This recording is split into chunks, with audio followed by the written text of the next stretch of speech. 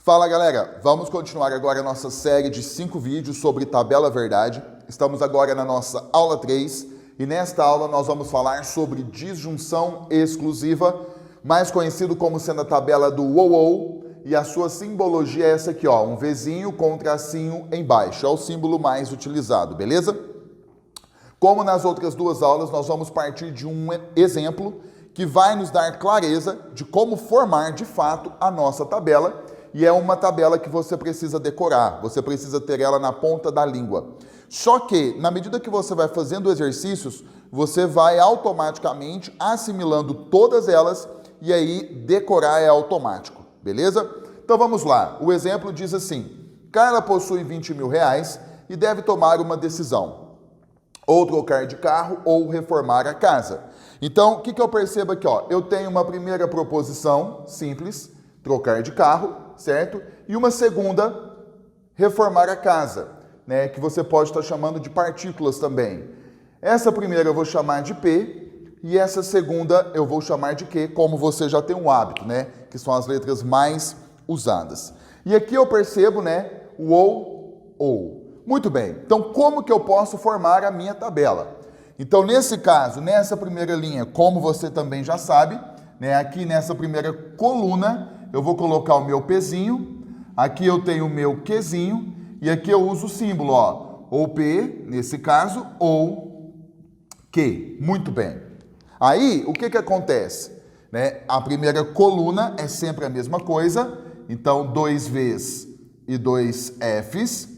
A segunda também você alterna, VF e VF. E agora a gente vai pensar no resultado final. Mas antes, vamos lembrar mais uma vez. Veja que a nossa tabela possui um total de 4 linhas. Então, quem que nos fornece essa informação? É justamente a fórmula 2 elevado a n. E o que seria o n, né? São as nossas proposições. Nesse caso, 1, 2. Então, 2 elevado a 2, isso é igual a 4. Muito bem.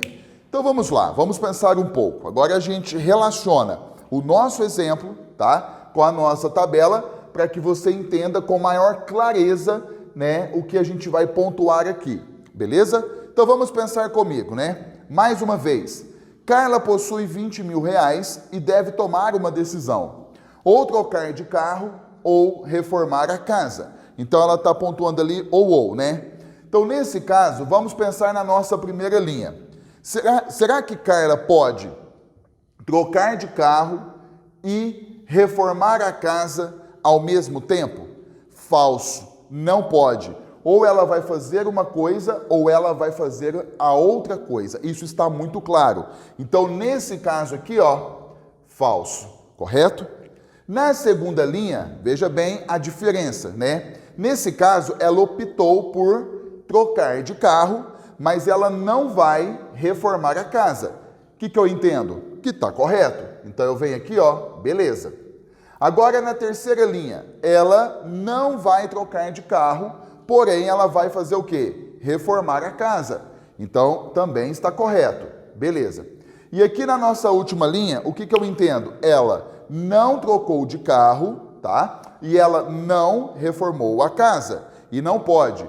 Ela precisa escolher, ou ela troca de carro, ou ela reforma a casa. Não tem como ela não fazer nada. Então, nesse caso, FF também é falso. Correto? Então, veja bem a estrutura da tabela da disjunção exclusiva, que é a tabela do ou. Tá certo? Então, essa é a nossa terceira tabela que você precisa saber de cor. Fechou? Então, qualquer coisa, reveja, né, como que você constrói essa tabela e já comece aplicando em exercícios para que você possa assimilar cada vez mais. Então, até a nossa próxima aula. Valeu!